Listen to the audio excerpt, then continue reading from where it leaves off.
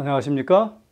오늘은 요한계시록 제9강 일곱 교회에 보낸 기별 중에 6번째 교회 빌라델비아에 보낸 기별에 대하여 말씀드리겠습니다. 빌라델비아라는 말의 뜻은 형제의 사랑이라고 하는 뜻입니다. 이 빌라델비아 도시는 사대 동남쪽 약 25마일 지점에 위치해 있는 도시였습니다.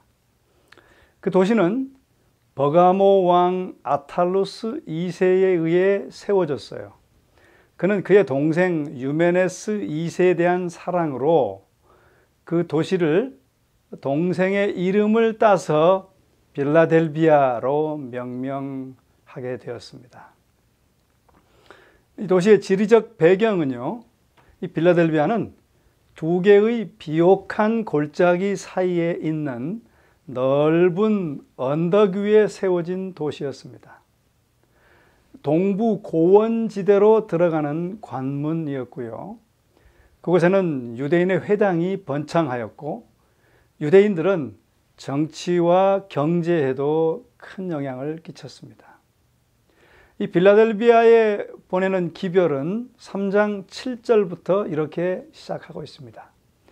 빌라델비아 교회의 사자에게 편지하기를 거룩하고 진실하사 다윗의 열매를 가지신 이 곧 열면 닫을 사람이 없고 닫으면 열 사람이 없는 그이가 가라사대라고 시작합니다. 여기서 수신자는 물론 빌라델비아 교회가 되겠죠. 발신자는 예수님이 세계의 위대한 칭호로서 소개되고 있습니다. 그 첫 번째는 거룩하신 분이라는 칭호죠.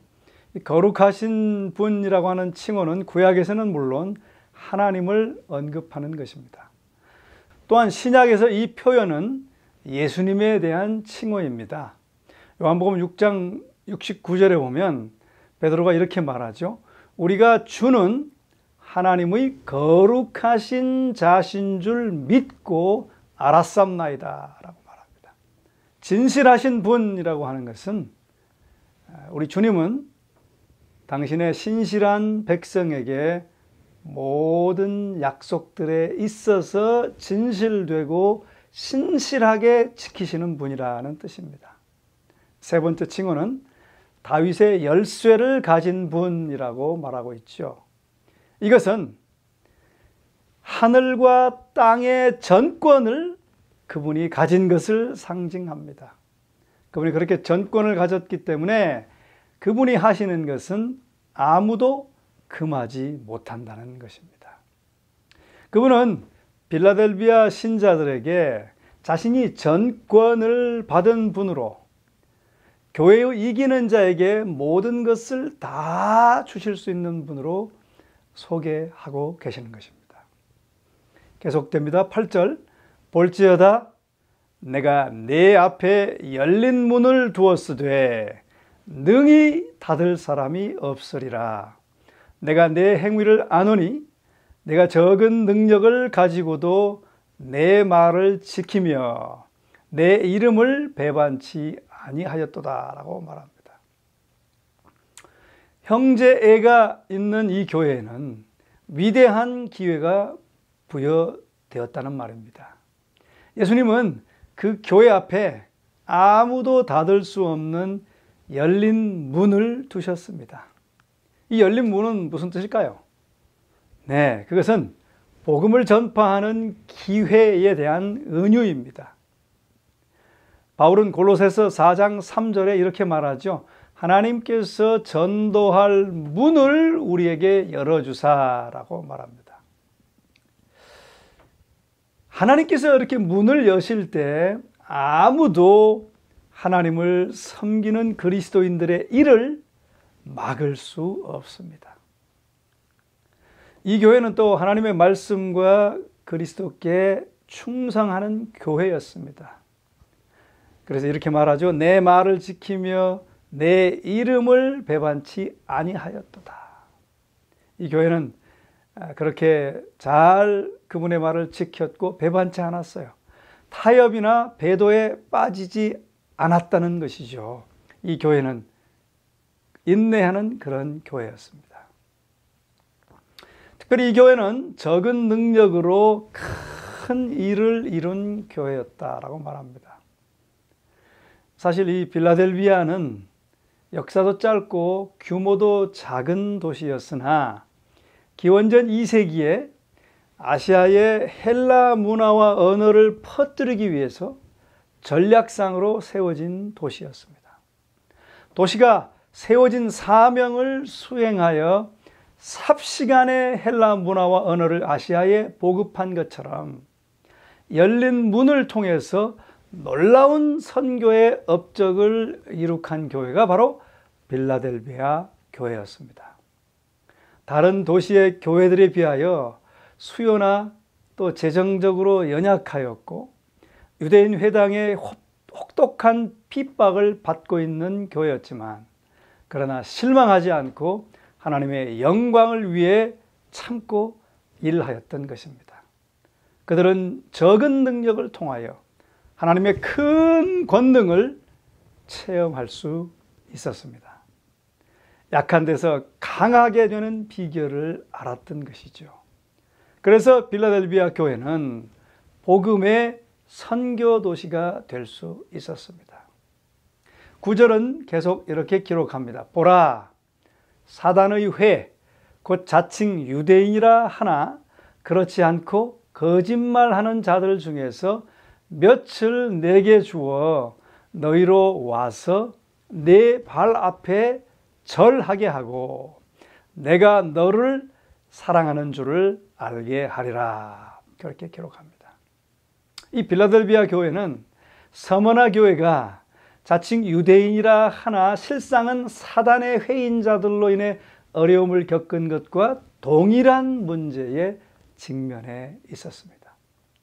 그러나 예수님은 빌라델비아 교인들을 사랑하시며 당신께서 그들의 대적들을 이미 처리하고 계신다는 보증을 이 교회에 말씀해 주시고 있는 것입니다. 이 빌라델비아 신자들은 나의 인내의 말씀을 지켰기 때문에 예수님은 자신이 그들과 함께 하실 것이며 종말적 시련의 때에 그들을 보호할 것이라는 보증을 주십니다. 10절에 이렇게 말하죠. 내가 나의 인내의 말씀을 지켰은즉 내가 또한 너를 지키어 시험의 때를 면하게 하리니 이는 장차 온 세상에 임하여 땅에 거하는 자들을 시험할 때라. 여기서 땅에 거하는 자들이라는 말은 일관되게 악인들을 가리킵니다. 이 시험의 때에 이 시험을 빌라델비아 교회에는 면하게 하리라라고 말씀하시는 것이죠. 요한계시록에서 큰 시험의 때는 마지막 재앙이 땅에 거하는 자들, 즉 하나님의 인 대신 짐승의 표를 받은 자들을 위해 쏟아질 때입니다. 계시록 16장에 자세하게 기록되어 있어요. 따라서 이 본문은 하나님의 심판이 쏟아질 때 그리스도께서는 신실한 그리스도인들과 함께 하실 것이며 그 시련의 때에 역시 보호하실 것이라고 약속하는 것입니다. 교회의 권면을 11절에 계속해 주십니다. 내가 속히 임하리니 네가 가진 것을 굳게 잡아 아무나 내 면류관을 빼앗지 못하게 하라. 예수님은 교회에게 당신께서 곧 올 것이라고 약속하십니다. 그리스도의 강림이 가까웠다는 사실에 비추어 이 빌라델비아 교회에게 네가 가진 것을 굳게 잡아 아무나 내 면류관을 빼앗지 못하게 하라라고 권면하시는 것입니다. 그렇습니다. 하나님의 백성은 비록 연약할지라도 그들이 가지고 있는 것, 즉 그들의 충성의 불꽃, 하나님에 대한 신뢰, 또 그들 안에서 그들을 통하여 그분이 역사하시도록 허락하는 일 등을 굳게 할 필요가 있는 것입니다. 그렇게 할 때 아무도 그들로부터 면류관을 빼앗아 가지 못할 것이었습니다. 12절에 이제 이 기별을 결론 짓습니다. 이기는 자는 내 하나님 성전의 기둥이 되게 하리니 그가 결코 다시 나가지 아니하리라. 내가 하나님의 이름과 하나님의 성 곧 하늘에서 내 하나님께로부터 내려오는 새 예루살렘의 이름과 나의 새 이름을 그 이 위에 기록하리라. 귀 있는 자는 성령이 교회들에게 하시는 말씀을 들을지어다. 여기 마지막으로 이제 이기는 자에 대한 이중의 약속을 주십니다. 첫 번째 약속은 내 하나님 성전의 기둥이 되게 하리라 하는 거예요. 고대 성전의 설계에 있어서 기둥은 성전 상위부 구조를 지탱하는 데 중요한 역할을 했고 성전의 위관을 잘 보이는데 핵심 역할을 했습니다. 즉 그 말은 하나님의 거룩한 집에서 중요 역할, 높임을 받아 중요 역할을 하게 될 것을 표상하는 것입니다. 두 번째로 하나님의 이름과 나의 새 이름을 기록하시겠다 그랬어요. 이름은 하나님 닮은 성품을 의미합니다. 여기서 하나님의 이름과 주님의 새 이름은 우리들의 성품을 하나님의 성품과 같게 영원히 개발시켜 주시겠다는 약속과 같은 말입니다. 또 하나님의 성 곧 새 예루살렘의 이름도 그 위에 기록하리라 하셨는데 에스겔에 의하면 새 예루살렘의 이름은 여호와 삼마, 무슨 뜻인가 하면 여호와가 거기 계시다라는 뜻의 여호와 삼마라고 할 것이라는 것입니다. 즉 그 말은 새 예루살렘에서 승리자들은 하나님의 영원한 임재를 경험하며 살게 될 것이라는 것이죠.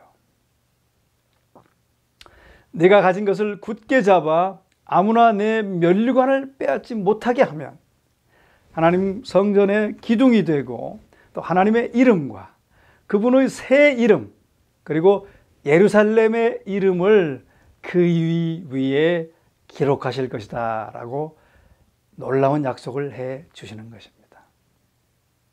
이 빌라델비아 교회는 이제 역사적으로 적용할 때 세계 선교 시대인데 그것은 1798년부터 1844년 사이에 있는 기간에 적용할 수 있습니다. 4대 교회 시대, 즉 종교개혁 시대가 가까스로 전해준 생명과 부흥의 불씨, 작은 불씨로 이제 이 시대에는 세상에 큰 불을 붙인 그런 시대입니다.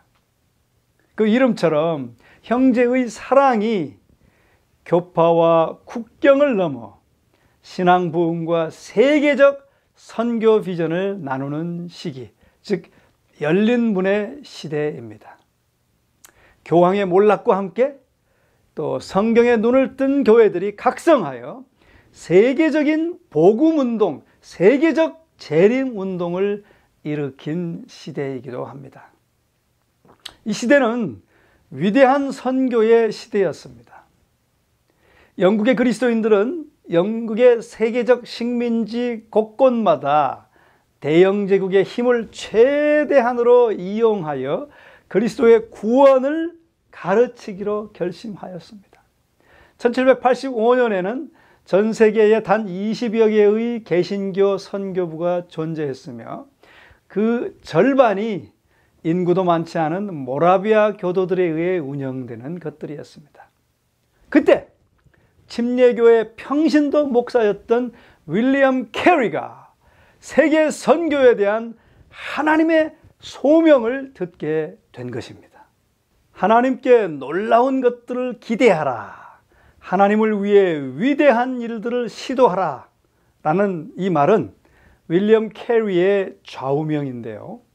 그는 인도에서 활동한 영국 침례교 선교사로서 개신교 현대 선교의 아버지라고 불리웁니다. 윌리엄 캐리는 1761년 영국의 작은 마을에서 태어났습니다. 그는 가난한 직공의 5째 아들이었는데요. 그래서 정식 학교 교육도 받지 못한 채 10대의 나이에 구두 수선공이 되었습니다.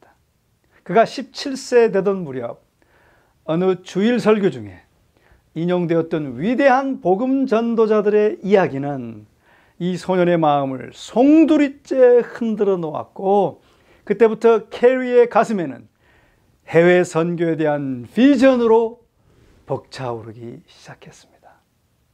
24살 때 캐리는 드디어 고향에서 가까운 침례교회에서, 작은 교회에서 전임 목회를 시작했습니다.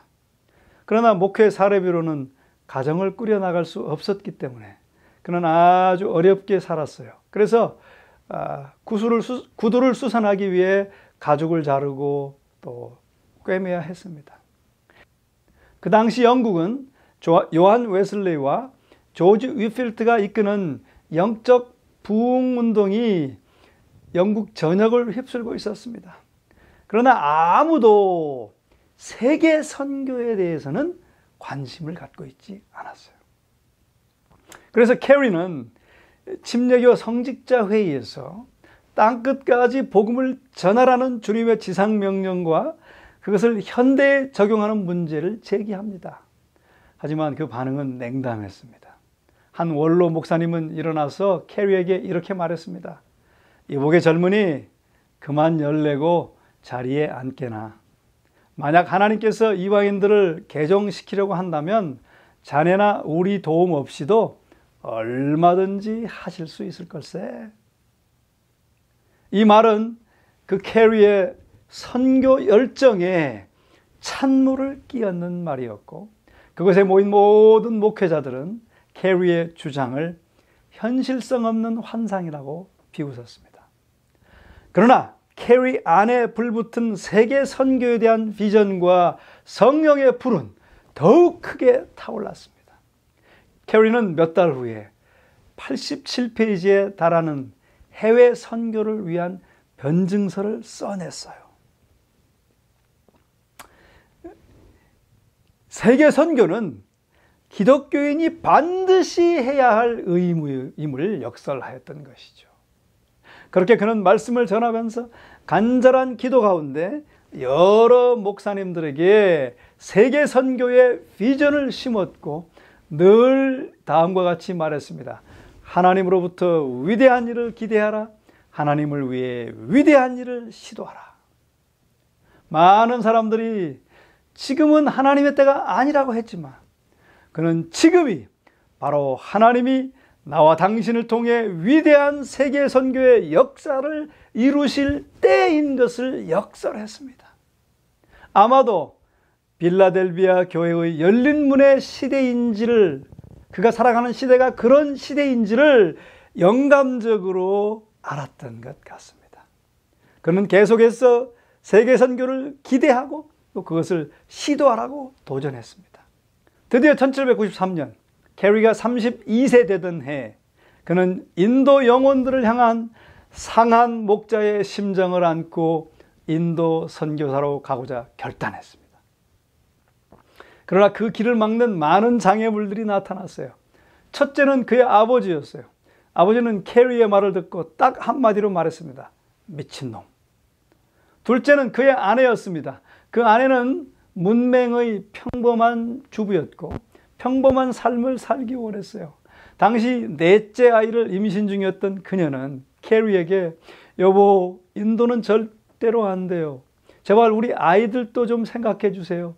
하고 울기도 했지만 결국 충실한 목회자의 아내였던 그녀는 남편을 따라 인도로 향하게 되었습니다. 셋째는 교회 성도들이었습니다.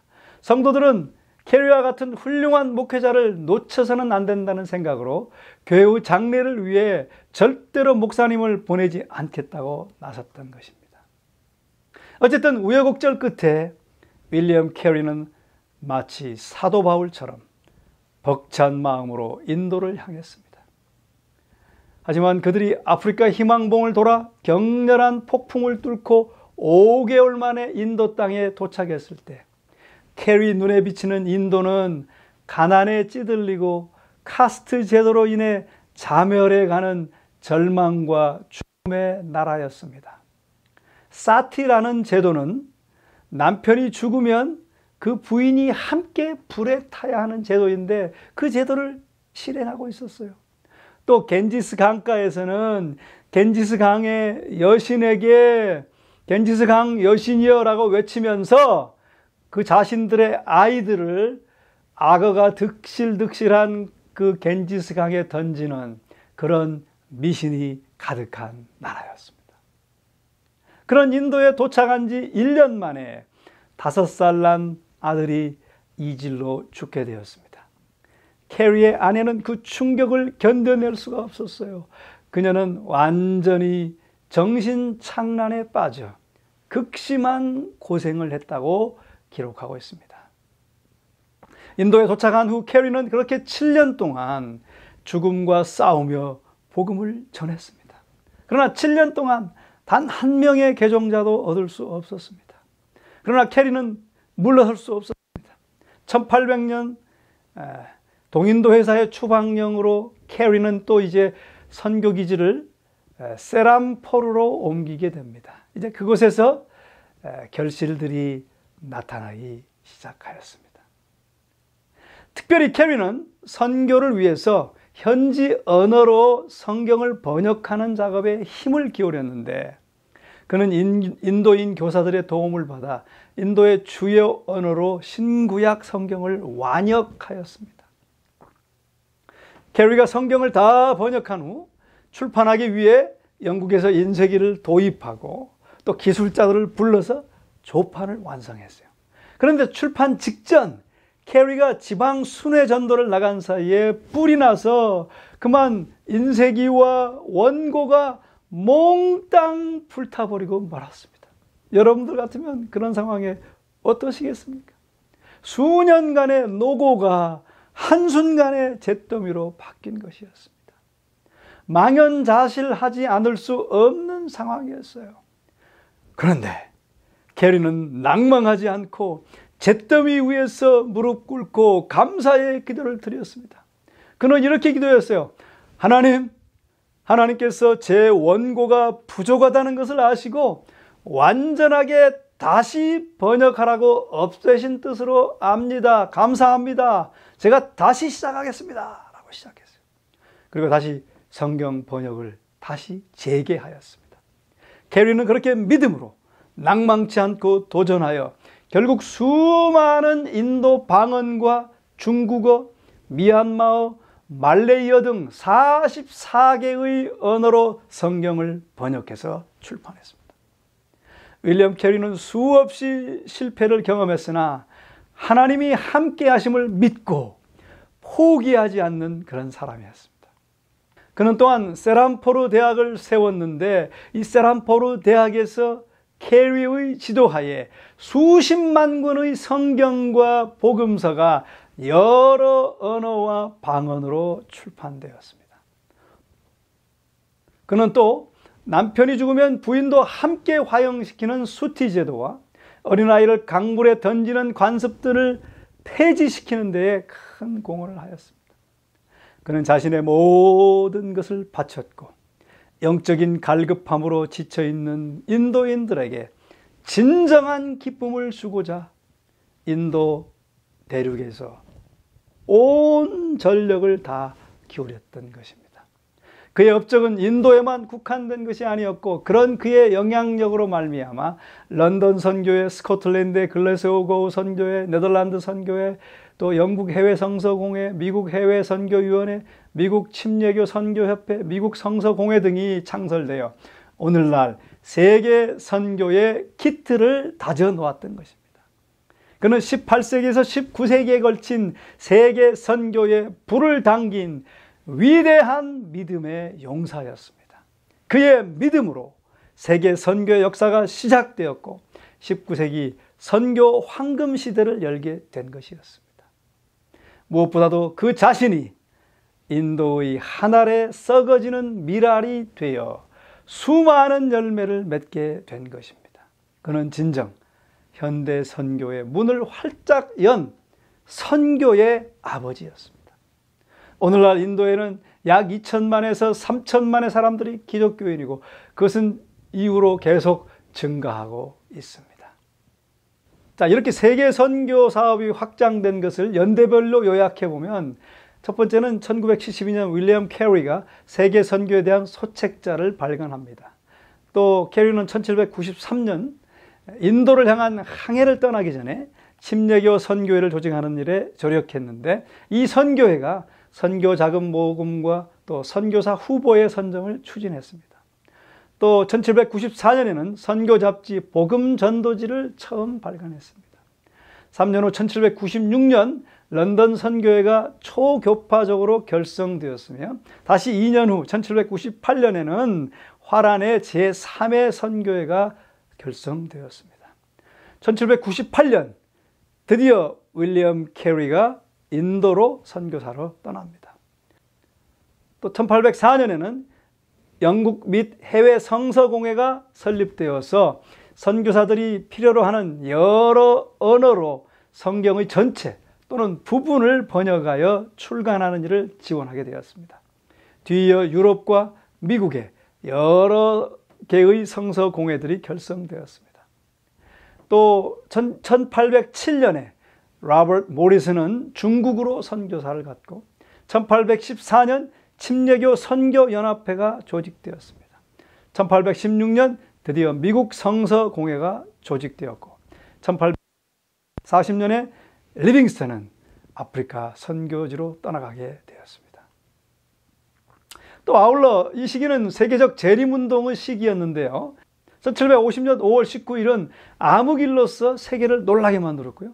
1833년에는 수많은 별들이 하늘에서 떨어짐으로써 다시 한번 세계를 떠들썩하게 만든 후 세계는 그리스도의 재림과 말세에 대한 관심이 크게 고조되었으며 성경이 말하는 예언에 대해서도 큰 관심을 갖게 되었습니다. 웹스터 사전에는 암흑일에 대하여 이렇게 기술하고 있습니다. 미국 동부 전 지역은 전혀 해석할 수 없는 암흑으로 덮였다. 그래서 이날은 암흑일이라고 부른다. 야외에서는 여러 시간 동안 인쇄물을 볼 수 없었고 새들은 저녁 노래를 부르며 둥지를 찾았고 닭들은 회로 올랐고 가축들은 우리로 들어갔고 사람들은 촛불을 켰다. 이 기이한 일은 아무도 설명할 수 없었다. 또 1833년 미국에 떨어진 유성우는 하룻밤에 24만 개가 되었습니다. 이런 배경에 힘입어서 이제 재림운동이 활발하게 펼쳐졌는데요. 맨 첫 번째로 성경이 자국어들로 번역되면서 성경 연구가 활발해지고 예언에 주목하게 되었습니다. 특별히 마누엘 라쿤자, 스페인 출신 예수의 수도사 이 사람은 이 근대에 예수 그리스도의 재림에 관한 관심을 불어일으킨 최초의 인물이었습니다. 또 1821년 조셉 윌프, 유태계 유럽인인데요. 그는 유럽과 아시아 및 아프리카 전도 여행을 통해서 그리스도의 재림을 선포합니다. 1831년 미국에서 다니엘서를 연구하던 침례교인 농부 윌리엄 밀러가 그리스도의 재림을 선포하였습니다. 또 1840년 밀러의 전도 사업을 위해 시조지가 출간되었습니다. 또 1840년 재림을 믿는 신자들이 보스턴에서 총회를 열 정도였어요. 1843년 조슈아 하임즈의 밤중소리, 재림을 선포하는 밤중소리 책자가 발간되었습니다. 1844년 스위스에서 거기서는 아이들이 재림 기별을 전파하였습니다. 스위스에서는 카우센 목사가, 독일에서는 벵겔 교수가 재림 기별을 전파하였습니다. 밀러의 재림운동에 교파를 초월하여 수많은 사람들이 동참하였습니다. 재림운동에 관한 기사를 기록한 The Midnight Cry 110페이지에는 이렇게 그 상황을 기술해 주고 있습니다. 재림 기별이 선포될 때 거기에는 거역할 수 없는 어떤 힘이 넘치고 있는 것 같았다. 이 기별은 어디서나 듣는 사람으로 하여금 높은 하늘에 계신 하나님 앞에서 자기 마음을 살피고 영혼을 깊이 겸비케 하였다. 이 기별은 세상 사물에 대한 애정을 버리게 만들고 싸움과 원한을 치유시키며 과오를 자복하게 하고 하나님 앞에 자신을 굴복하여 통회하며 하나님께서 용서하시고 받아주시기를 무너진 심령으로 간구하게 하였다. 우리는 이러한 일을 이전에 경험치 못했다. 하나님이 요엘 선지자를 통해 명했듯이 하나님의 큰 날이 가까이 임하였으므로 이 기별은 사람들로 하여금 옷을 찢는 것이 아니라 마음을 찢게 하였으며 하나님을 향하여 금식하고 울며 통곡하게 하였다라고 기록하고 있습니다. 빌라델비아 열린 문의 시대에 이렇게 세계 선교와 세계적 재림 운동이 있었는데 이 열린 문의 뜻은 특별히 예언적 의미를 가지고 있습니다. 즉 열린 문의 시대라고도 말할 수 있어요. 특별히 마지막 날까지 존속할 하나님의 남은 백성에게는 특별한 의미를 주고 있습니다. 영감의 글에는 이렇게 기록하고 있습니다. 나는 예수께서 지성소로 들어가는 문을 여셨으며 아무 사람도 그 문을 닫을 수 없었다. 예수께서 언약궤가 있는 지성소의 문을 여셨으므로 계명은 하나님의 백성에게 빛나고 있었다. 그렇습니다, 여러분.